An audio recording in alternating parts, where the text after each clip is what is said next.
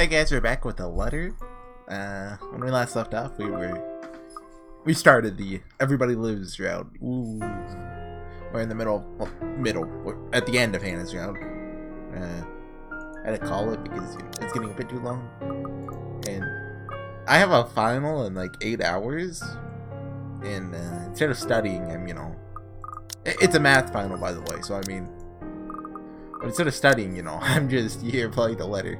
I'm gonna do one of these because I'm swamped. Yesterday I had a huge assignment due that I got done, and hopefully I did well on it. That was for English, an English class. And hopefully, we're missing a background. This is Isabella's route. Wonder how we get it. I'm going to 100% this just out of not liking not fitting. Oh, there's an epilogue. Okay. Individual good, individual bad. Oh, Luke escape is the bad ending. Okay. Interesting. Oh yeah, Asher and Marianne all alone. Romance endings. Marianne x Luke. Variant 1. Oh, there's different variants?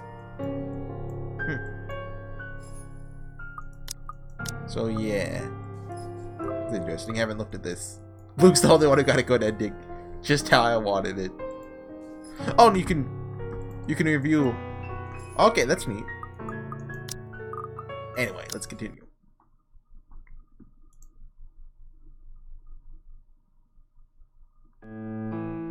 We're both. She just revealed she's pregnant. Good God!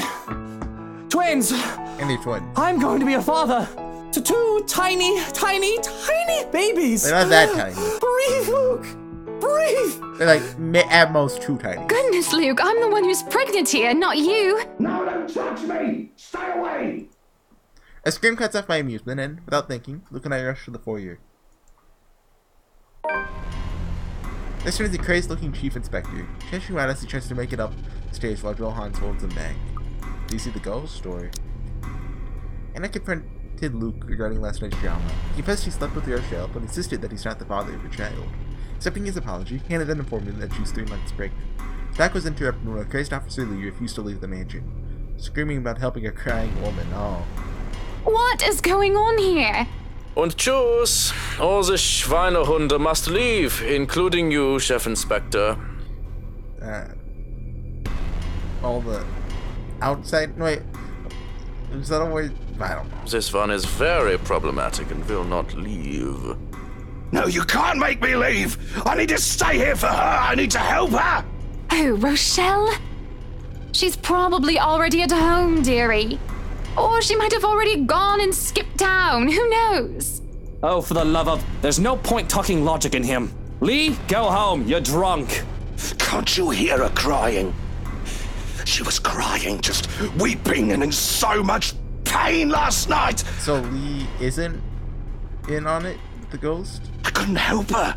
Drunk, sobbing bastard that I am. But my help. She needs my help. Oh, he probably saw the letter because... he's chief inspector. He's probably involved in the case.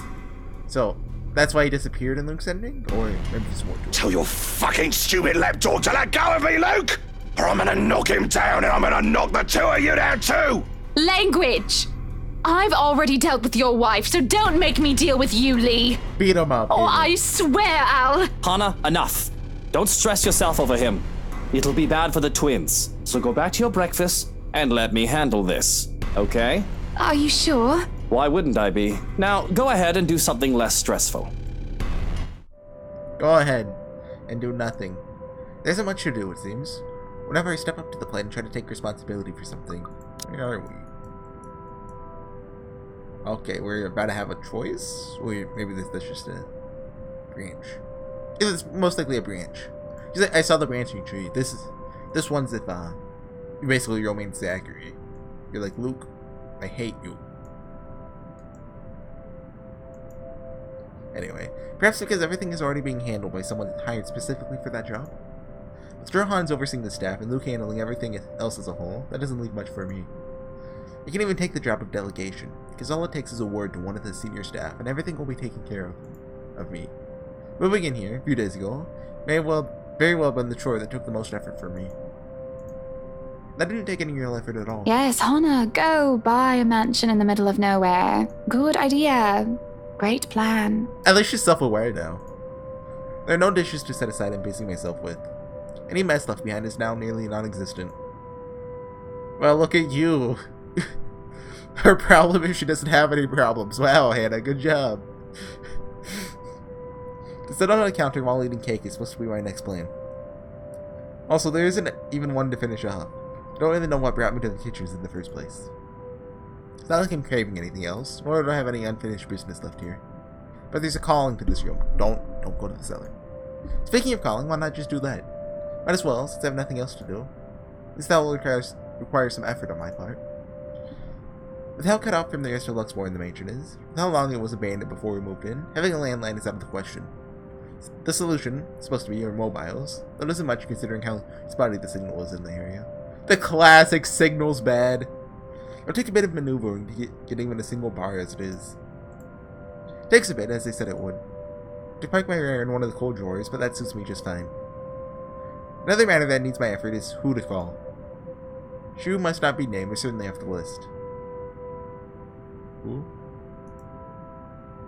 Oh, Rochelle. Oh, right. That doesn't leave much in the category of close friends who attended the party, along with the category of who else is awake at this early hour. Soon enough, I managed it, and the call goes through. Hello, Rebecca Gales here.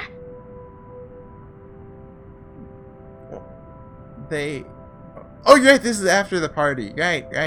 Who's this? Good morning, Becky. Hannah? Oh, wait, how did you get my number? I'm rich. You responded to your RSVP through the phone. It's all saved in here, of course. I thought I'd like to say hi and make plans and get together sometime. Also, I'd love to hear news about your mother and father and about you, my dear. You know Hannah's really lonely when she's talking to Rebecca. Oh, I hope I didn't wake you up. Oh, you're good. It's sports day at school today, so I was just prepping for that. Sports day. Figures that you'd be a teacher as well. I'm sure your students must absolutely adore you. Yeah, I mean, I guess you could call it a sports day. Yeah, we had something like that in school. Don't know about that. Mathematics? History, actually. Anyway, it's real nice to know you've got my number. I was going to ask for yours because Mom wanted to keep in touch. You could have asked, silly girl. I would have gladly given it to you. Couldn't, though, because, well, the thing that happened. But really am sorry, though. I gotta run. School, schedule, stuff. Rocky's like, oh no, I just mentioned that. Get out of here. Quick. Is there anything else you want to say? Don't want to use the mobile while driving. Yeah, Rebecca has proven that she's not the best driver after the incident in her route. But was it ever mentioned at all in Isabella's route? Like, we didn't read through Isabella's entire route, but I hope there's at least one line mentioning the incident Rebecca had while driving. Oh, of course.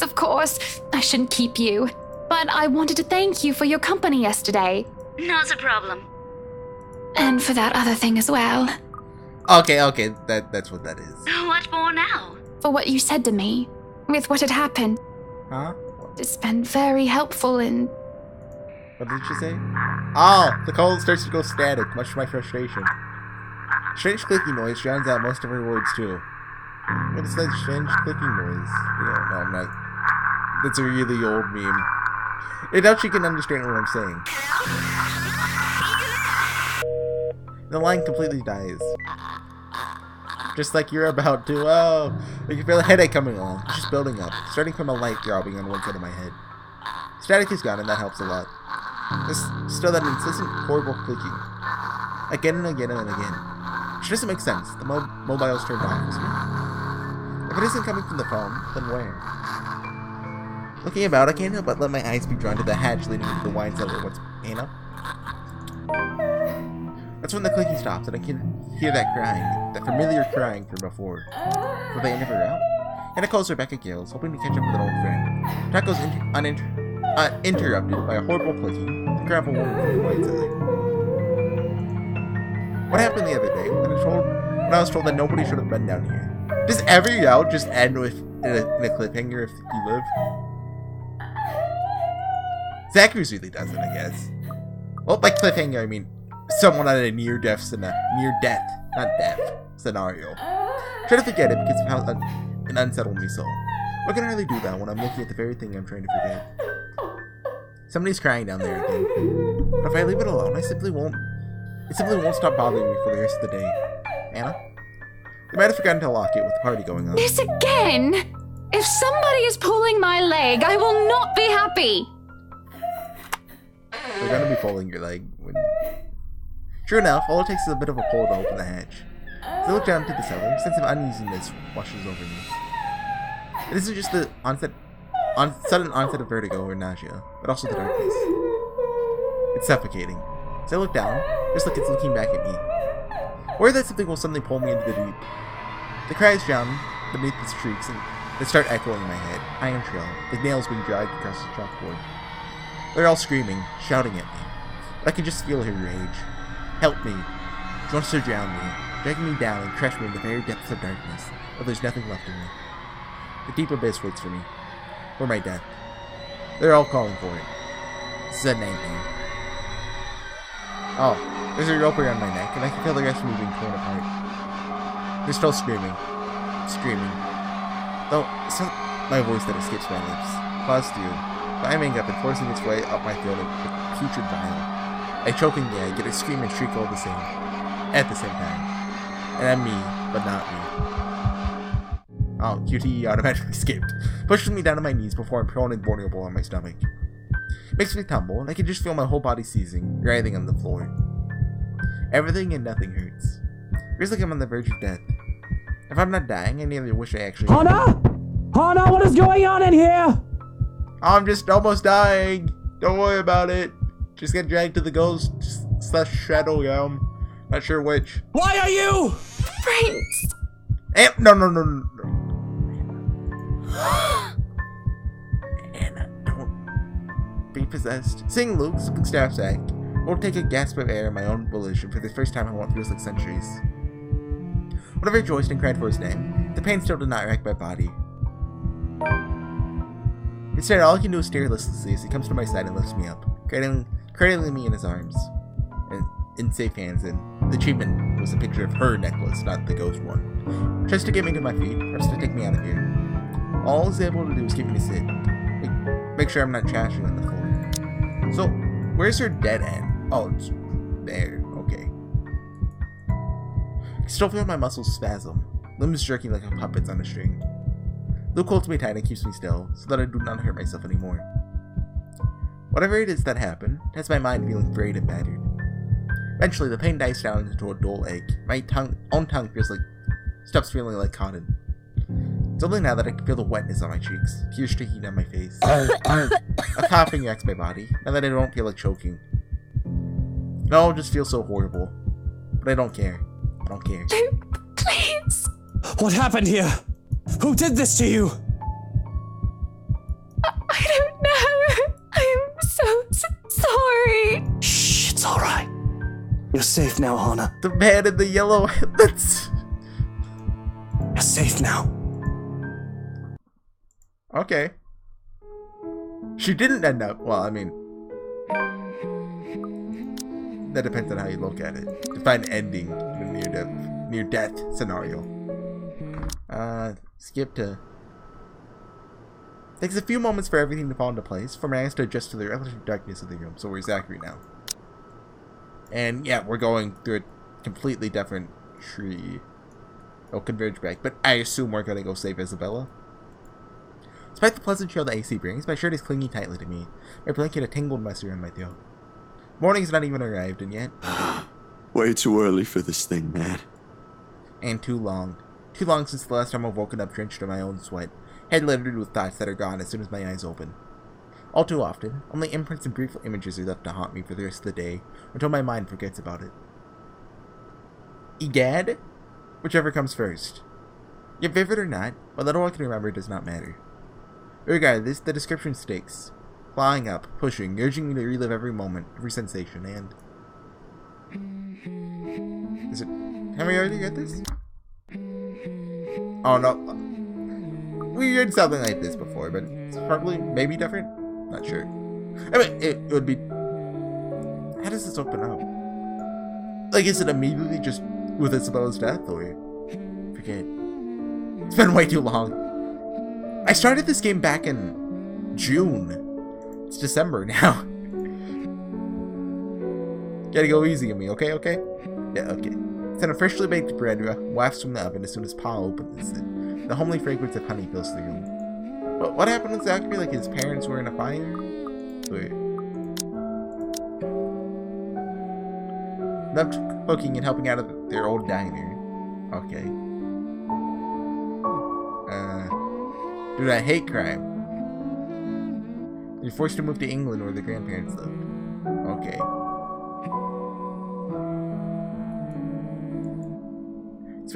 Expecting him to be angry, but his pat on my back when I come within his arms reach is encouraging enough. We'll have to taste these first before we put them up for sale tomorrow. You up for it, little man? Is it good enough? Knock cuts through the air before I can answer. Sharp, heavy, demanding, familiar. So distantly familiar. Ma ushers me from the kitchen where Pa moves to answer it. But I know what waits outside. Taste of my blood in my mouth sends an unpleasant churning in my gut. Ma's apron crinkles under my tight grip. Look, just go get the door. It's Ashley, probably. He's like, hey, where's Isabella? Something snaps back into place. My bed remains in an utter disarray. The walls don't need a new paint job. The wall clock ticking opposite my bed is as unsettling as ever. Ash is right. Should have already replaced that when I had the chance. You're no longer there, Zachary. Here and there, are miles apart. Calm down. Breathe. The pressure of my own fingers against my temples, a welcome sensation over the anxiety gripping me. Never really did anything to stave off the headache should it follow after this before, but it grounds me. A little reminder that I'm safe. Away from the place I once called home, and Mom paused. The urgency with each trap that follows finally chases away the ghost threatening to hang around. Why anyone thinks it's a good idea to knock at someone else's door this late confuses me. Nana would chase them all away with a broom if she was here. But no matter, it's a welcome break from the thought about to take a morbid turn if I left festering. Fellow just Ash anyway, looking for a place to crash. Wonder of wonders why he's bothering with the courtesy when he never did so before. Even with that hunch, though, habit compels me to check who it is first through the people. Better safe than sorry, they say. Except the person that greets me on the other side ain't him. Oh, unless his hair grew longer overnight. Started wearing a ponytail, of course. Oh, did Isabella just escape off screen? Which I highly doubt will happen anytime soon, no matter how funny that looks in my head. Waste no time opening the latches. Isabella, it's late. How'd she get out? Did the janitor save her? I mean, that feels awfully forced. Just to, like, you know, just to make it end with a cliffhanger for it to be resolved off camera. There's something I can't quite pinpoint in her eyes when she looks up. Her face a pallid shade, shoulders tense, breathing heavy, and an uncontrollable shaking in her hands which she's trying to hold back. Hide if I didn't know any better. Hey, Zach. Sorry. I know it's weird for me to show up at this hour, but you are the closest to my office, and... No. It's perfectly fine. I'm not really working on anything right now. Do you want to come in? Is it all right? I know you should be sleeping at this hour, but I thought... I'm sorry. I just thought... I have no idea why I went here. My feet just moved on their own after I got out of the office, and... Sorry. She trails off, her voice lost in the muggy night air. I wait for her to say more, but instead, her only response is a downward shift of her gaze, back to her still trembling hands as if the motion alone is enough of an explanation. A minuscule gesture. Easy to miss if one is not paying attention. But for someone who has seen the same expression on the mirror, done the same thing too many times when night terrors are inevitable, it is not. Hey, don't worry about it. At least you knocked. Ash just barges in and crashes on the couch whenever he feels like it. I swear that guy is one fine hairline away from being a criminal. Without waiting for her answer, I step away from the door and saunter over the kitchenette. For a few good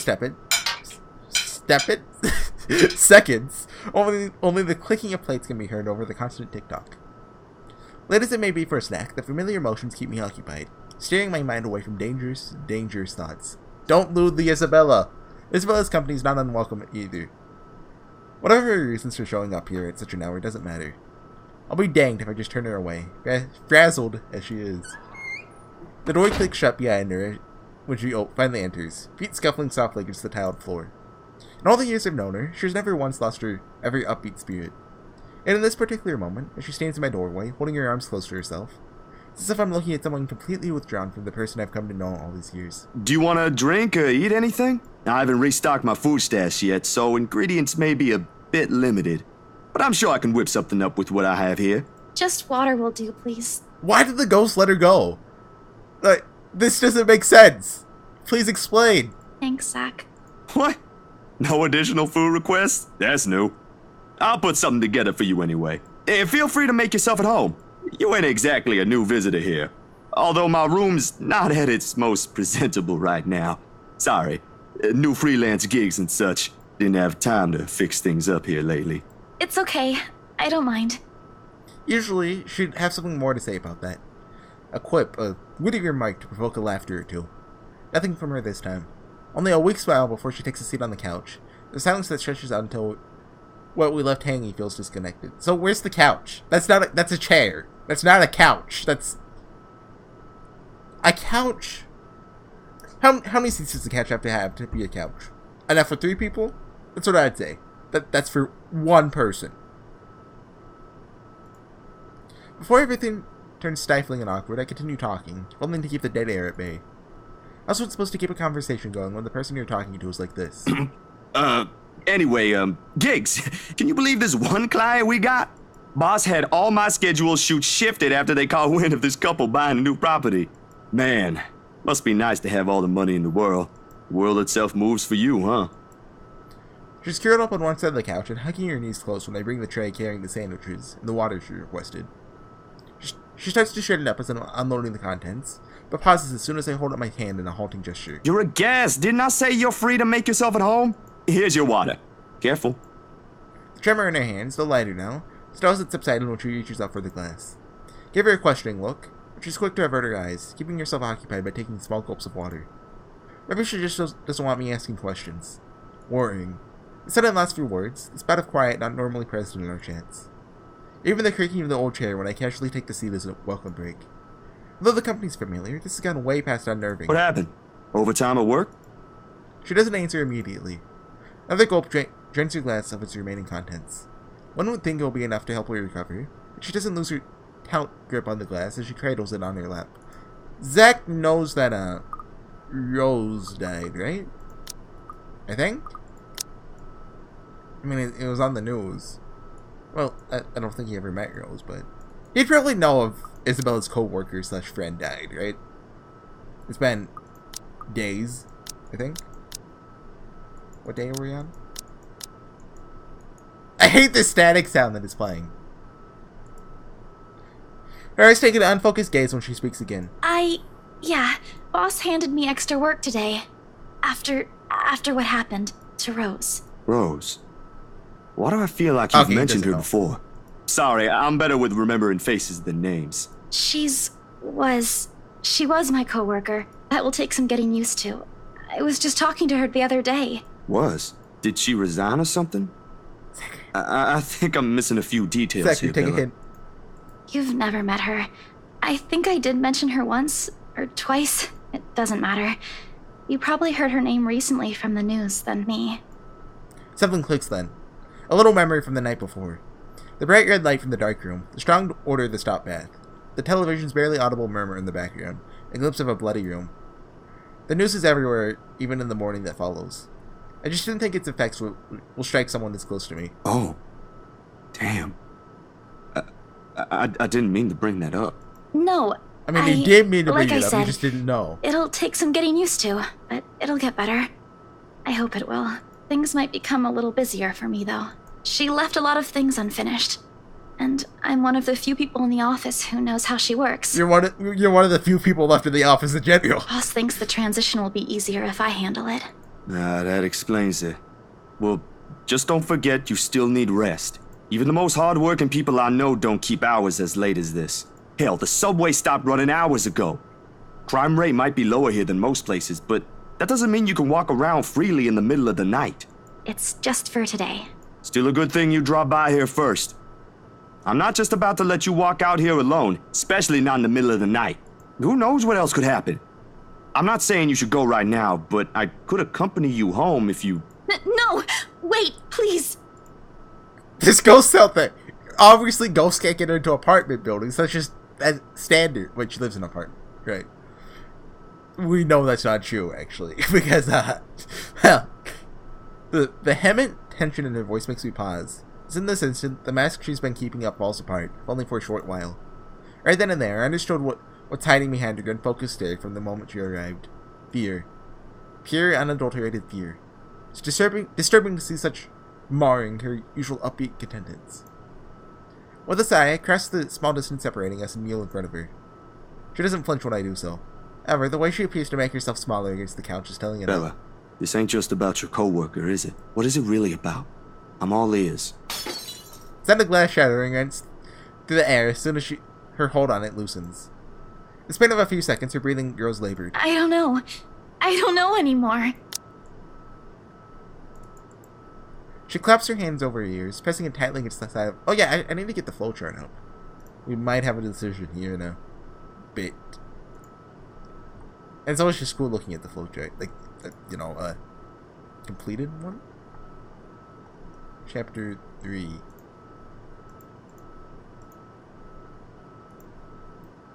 Okay, there we go. Oh, those ranchers are if Isabella met with a priest. Okay. Her voice grows weaker with each word, each plea coming out of her mouth. Please don't leave me alone. I don't want to be alone right now. I can't shake it off. Everywhere's not safe and... Hide, Isabella. Look at me. My hands are firm on her shoulder when I pull her up to look at me. It takes every force of will to ignore the terror of her eyes in favor of taking control of the situation. Too close, too similar. Breathe. You're safe here. Inhale, hold, exhale. Stay in the present. I'm here. No one's gonna hurt you. Do you want to talk about it? The force with which she shakes her head is enough reason to drop the topic altogether. No more. Please. No more. I don't want to remember anymore. Kate, no more talking. I won't ask anymore. But what happened? Can I get you anything? Another glass of water? I think I have a tub of that pistachio ice cream you love so much. We're gonna have to clean this mess first. Will you be fine on your own for a little while? She nods slightly before retreating into herself again. No more words exchanged after that, and I take that as my cue to start cleaning the shards littering the floor before either one of us gets hurt. The quiet hum of an AC is a pleasant distraction as I go over the menial task. Oh, is that what that sound's supposed to be? More so than a ragged draws of breath or my little feeble attempts to tell a quick story or two. But the latter does the trick.